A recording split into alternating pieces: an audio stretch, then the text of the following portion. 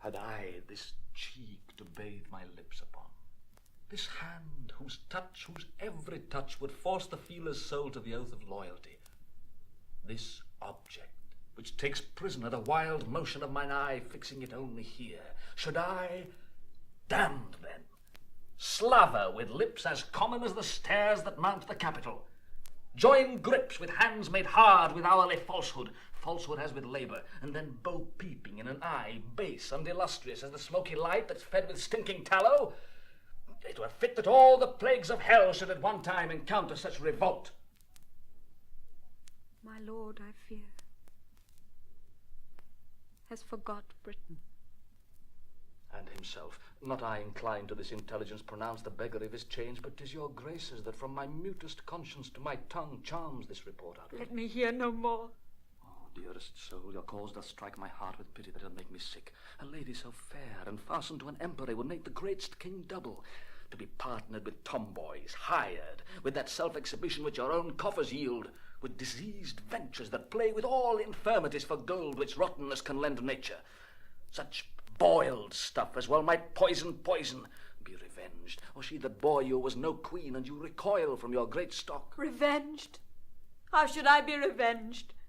If this be true, as I have such a heart that both mine ears must not in haste abuse, if it be true, how should I be revenged? Should he make me live like Diana's priest betwixt cold sheets while he is vaulting variable ramps in your despite upon your purse?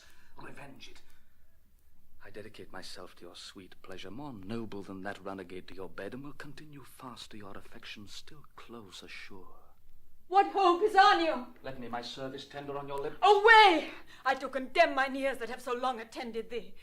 If thou wert honourable, thou wouldst have told this tale for virtue, not for such an end. Thou seekst as base, as strange. Thou wrongst a gentleman who is as far from thy report as thou from honour, and solicits here a lady that disdains thee and the devil alike. What hope is on you? The king my father shall be made acquainted of thy assault. If he shall think it fit a saucy stranger in his court to mart as in a Romish stew, and to expound his beastly mind to us, he hath a court he little cares for, and a daughter who he not respects at all. What hope is on you? Oh, happy Leonatus, I may say. The credit that thy lady hath of thee deserves thy trust, and thy most perfect goodness her assured credit. Blessed live you long.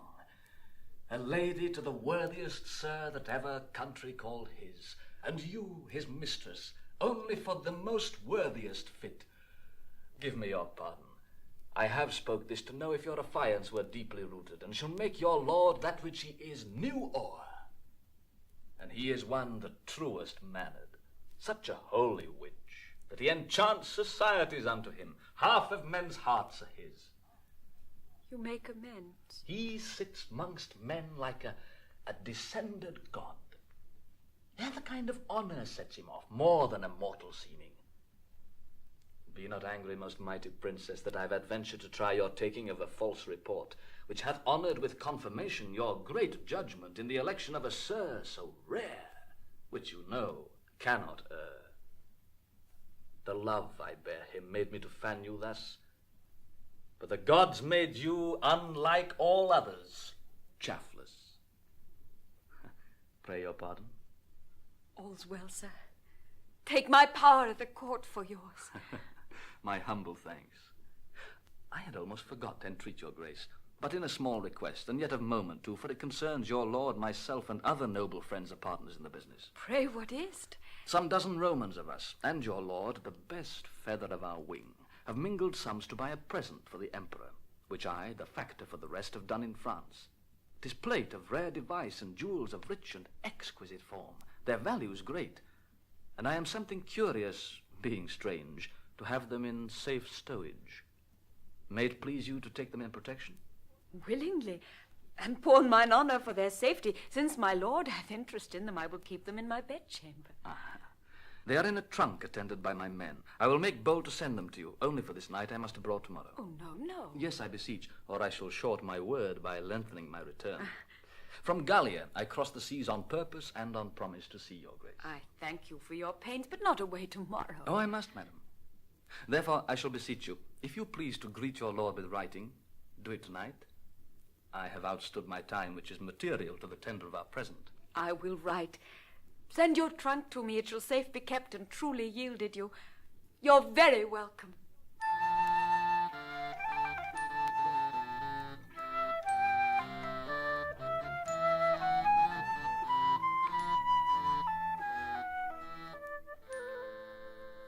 Was there ever man had such luck?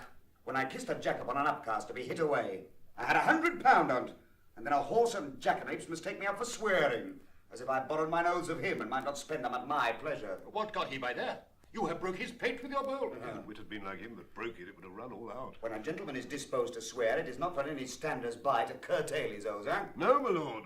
Nor crop the ears of him. Horse and dog. I give him satisfaction. Would he have been one of my rank? It would smell like a fool. I have not vexed more than anything in the earth. A pox hunt. I'd rather not be so noble as I am. They dare not fight with me because of the queen, my mother. Every jack slave hath his belly full of fighting, and I must go up and down like a cock that nobody can match. Your cotton capon too, and your crow cock with your comb on. Say'st thou? It is not fit your lordship should undertake every companion that you give offence to. Oh, no, I know that. But it is fit I should commit offence to my inferiors. Aye, it is fit for your lordship only. Ah, so I say. Did you hear of a stranger that's come to court tonight? A stranger? And I not know on't? He's a strange fellow himself and knows it not. There's an Italian come, and 'tis thought one of Leonatus' friends. Leonatus, a banished rascal. And he's another, whatsoever he be. Who told you of this stranger? One of your lordship's pages. Is it fit I went to look upon him? Is there no derogation in't? You cannot derogate, my lord. Not easily, I think. You're a fool granted, therefore your issues being foolish, do not derogate. Come, I'll go see this Italian. What I have lost today in bowls, I'll win tonight of him. Come, go. I'll attend your lordship. Such a crafty devil as his mother should yield the world this ass. A woman that bears all down with her brain, and this her son cannot take 2 from 20 for his heart and leave 18. Alas, poor princess, thou divine Imogen, what thou endurest, betwixt a father by thy stepdame governed, a mother hourly coining plots, a wooer more hateful than the foul expulsion is of thy dear husband, than that horrid act of the divorce he'd make. The heavens hold firm the walls of thy dear honour. Keep unshaked that temple, thy fair mind, that thou mayst stand to enjoy thy banished lord and this great land.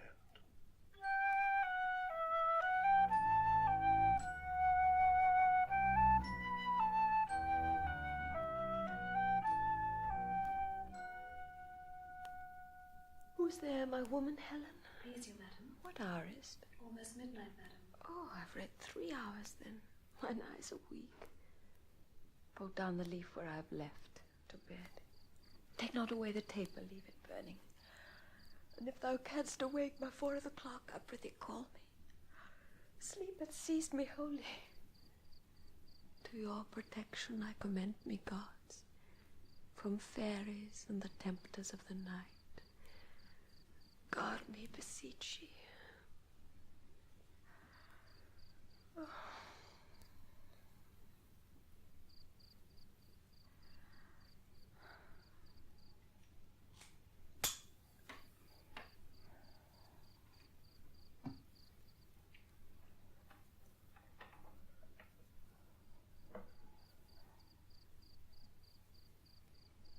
The crickets sing, and man's all-laboured sense repairs itself by rest.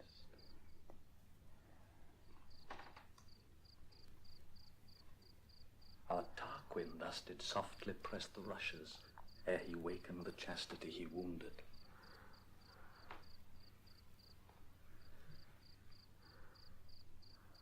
Cytherea, how bravely thou becomest thy bed.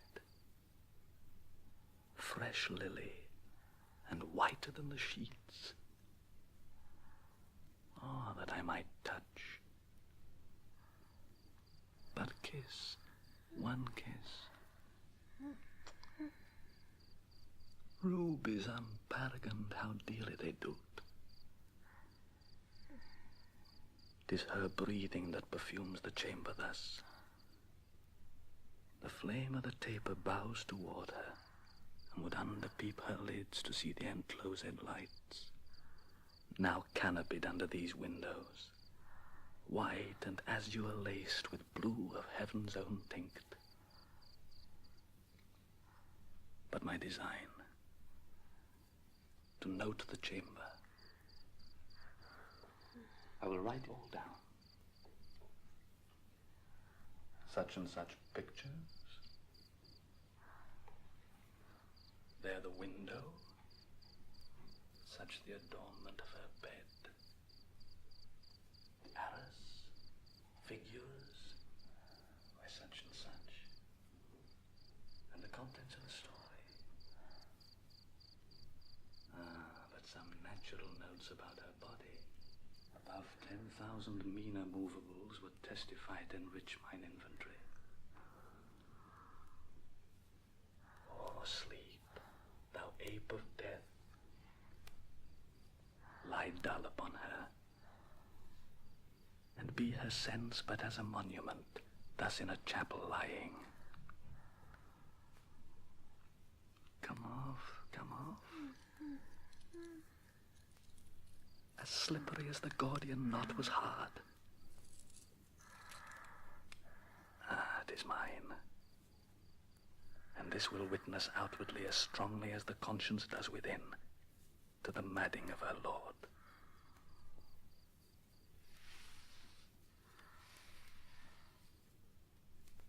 On her left breast, a mole sink spotted, like the crimson drops at the bottom of a cowslip. Here's a voucher stronger than ever law could make. This secret will force him think I have picked the lock and ta'en the treasure of her honor. No more. To what end? Why should I write this down? That's riveted, screwed to my memory. Oh, she had been reading late.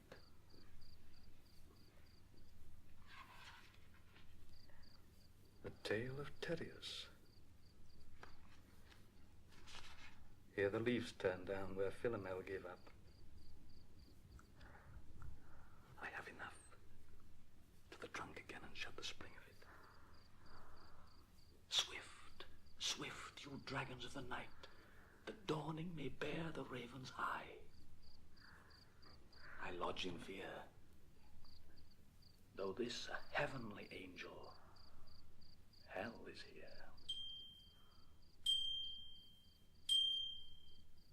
One, two, three. Time.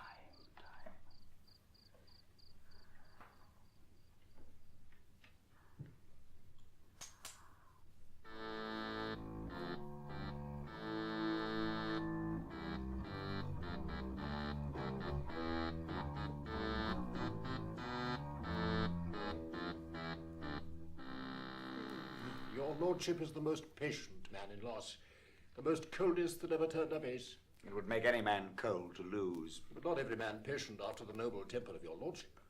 You are most hot and furious when you win. Winning will put any man into courage. If I could get this foolish Imogen, I should have gold enough. It's almost morning, is not? Day, my lord. I would this music would come. I'm advised to give her music o' mornings. They say it will penetrate. Come on. Tune. If you can penetrate her with your fingering, so. We'll try with tongue, too. If none will do, let her remain. But I'll never give o'er. First, a very excellent, good, conceited thing. After, a wonderful, sweet air with admirable, rich words to it. And then let her consider.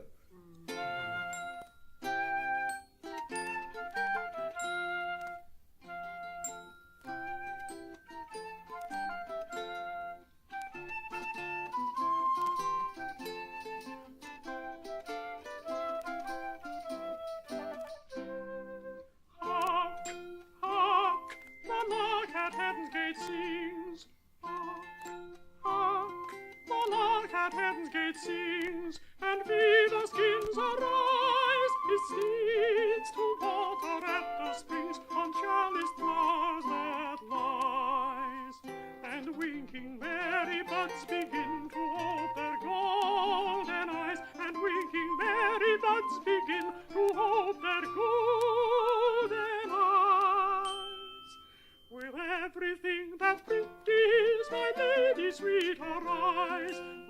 lady sweet, arise, my lady sweet, arise. With everything that pretties, my lady sweet, arise, arise, arise, my lady sweet, arise. So, get your gown.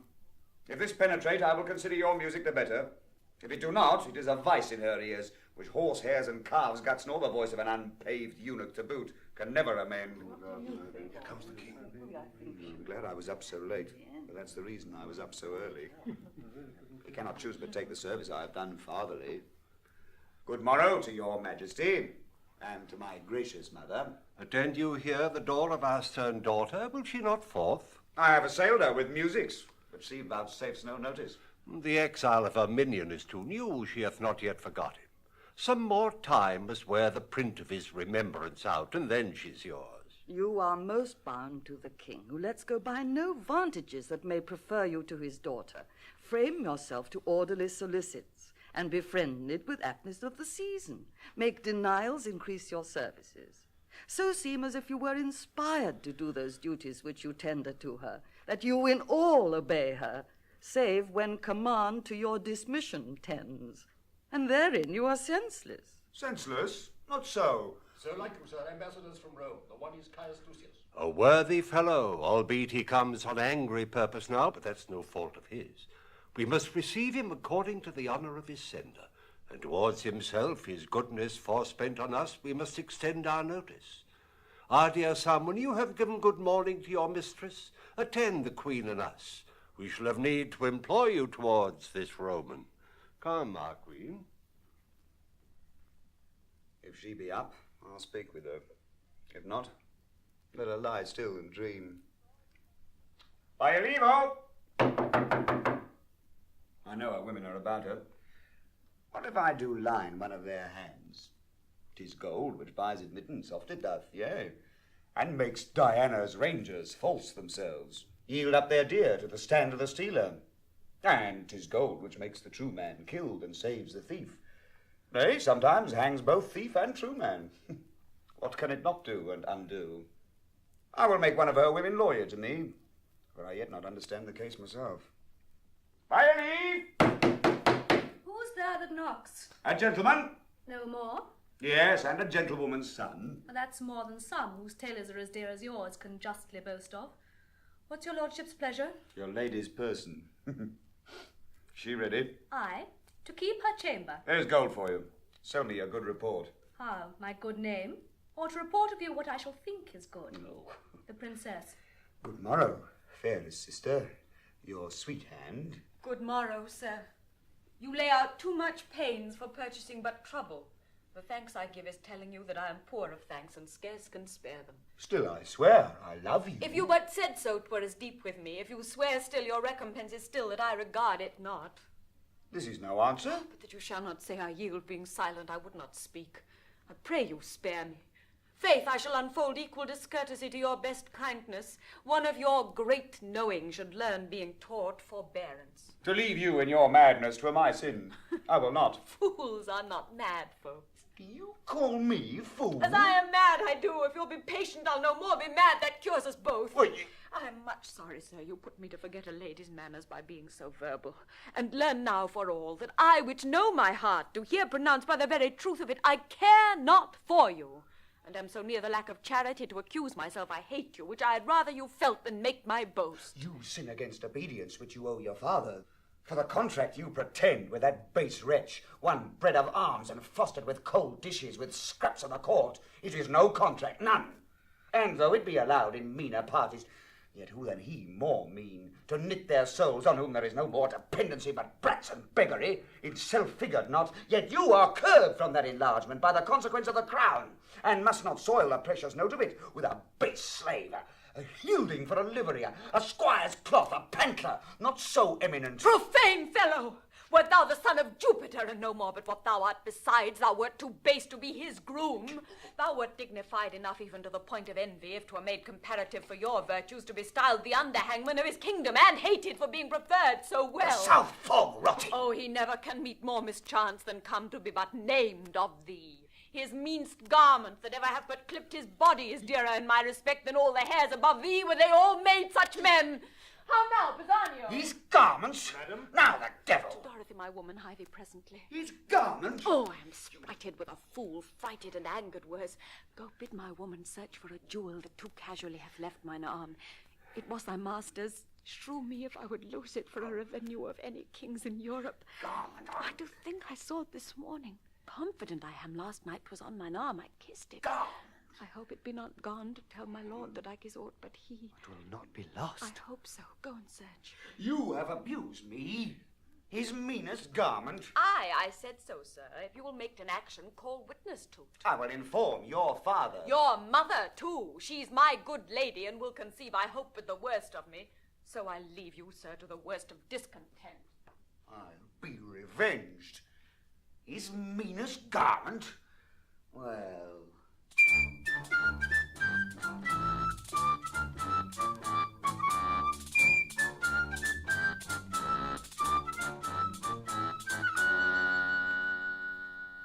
Fear it not, sir. I would I were so sure to win the king, as I am bold her honour will remain hers. What means do you make to him? Not any, but abide the change of time, quake in the present winter state, and wish that warmer days would come. In these feared hopes I barely gratify your love. They failing, I must die much your debtor. Your very goodness and your company, or pay is all I can do. By this your king hath heard of great Augustus.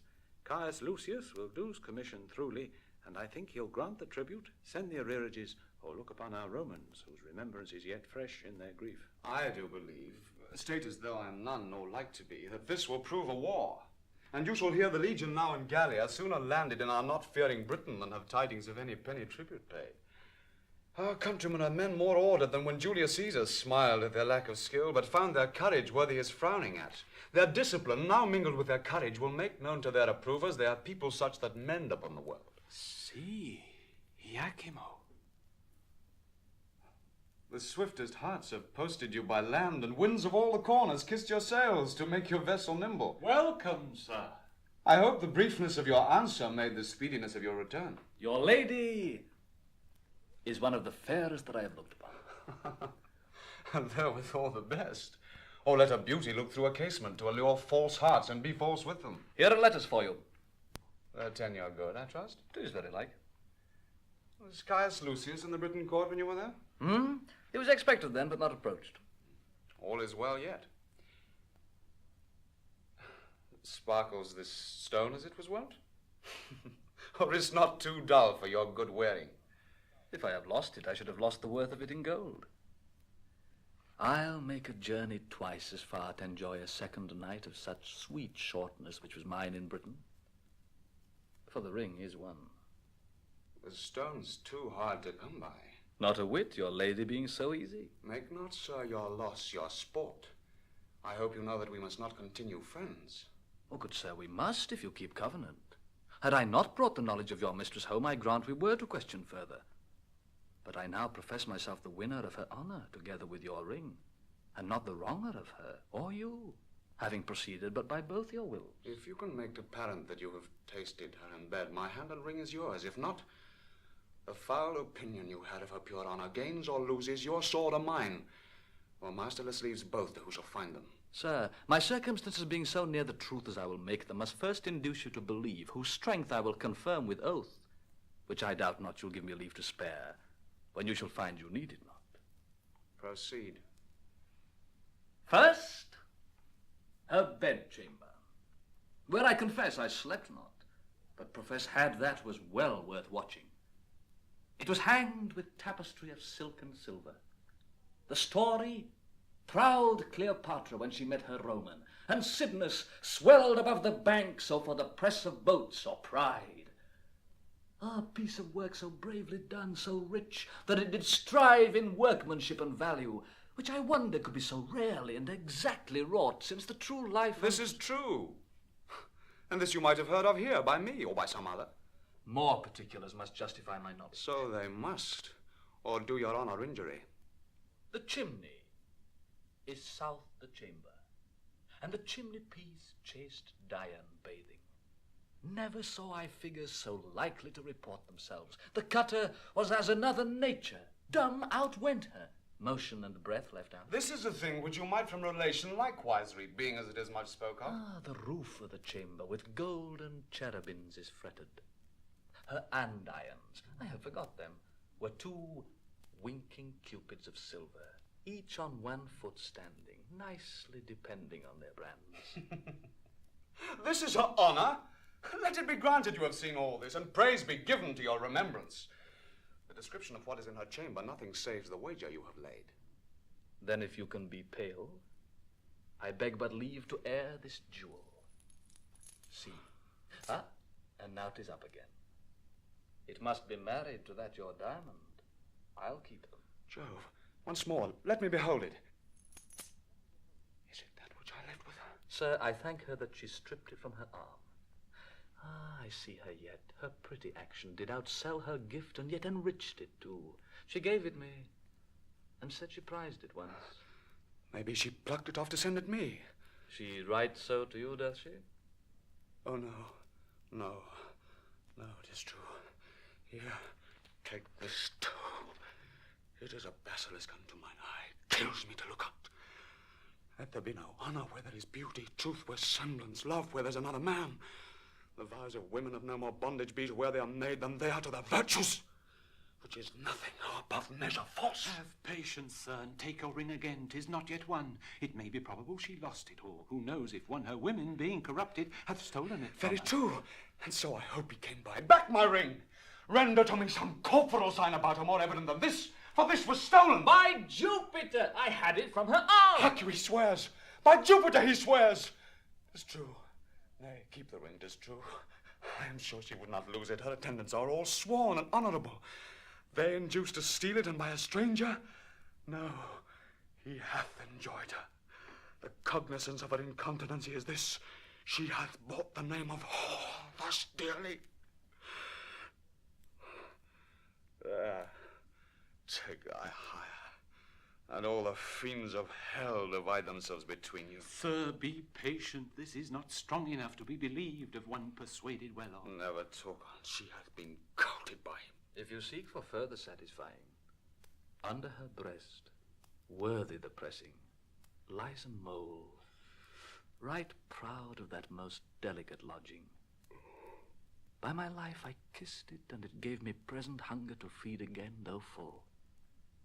You do remember this stain upon her? Aye, and it doth confirm another stain as big as hell can hold, were there no more but it.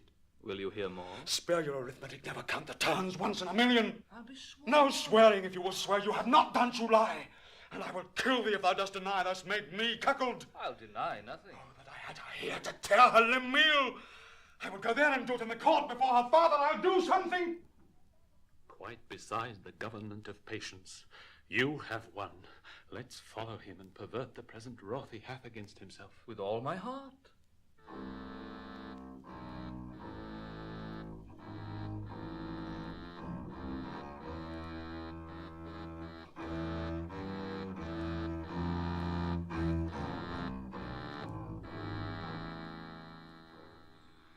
Is there no way for men to be, but women must be half workers? We are all bastards. And that most venerable man, what I did call my father, was I know not where when I was stamped. Some coiner with his tools made me a counterfeit. Yet my mother seemed the dying of that time. So did my wife, the nonpareil of this. Oh, vengeance, vengeance. Me of my lawful pleasure she restrained and prayed me oft forbearance. Did it with a pudence so rosy the sweet view on't might well have warmed old Saturn, that I thought her as chaste as unsunned snow. Oh, all the devils! This yellow Yakima in an hour was not, or less at first. Perchance he spoke not, but like a full-laid cornet boar, a German one, cried, oh, and mounted. Found no opposition but what he looked for should oppose, and she should from encounter guard. Could I find out the woman's part in me, for there's no motion that tends to vice in man, but I affirm it is the woman's part. Be it lying, note it, the woman's, flattering hers, deceiving hers, lust and rank thoughts hers, revenge is hers, ambitions, covetings, change of prides, disdain, nice longing, slanders, mutability, all faults that man may name, nay, that hell knows why hers in part are all, but rather all. For even to vice they are not constant, but are changing still, one vice but of a minute old, for one not half so old as that. I write against them, detest them, curse them. Yet 'tis greater skill in a true hate to pray they have their will. The very devils cannot plague them better.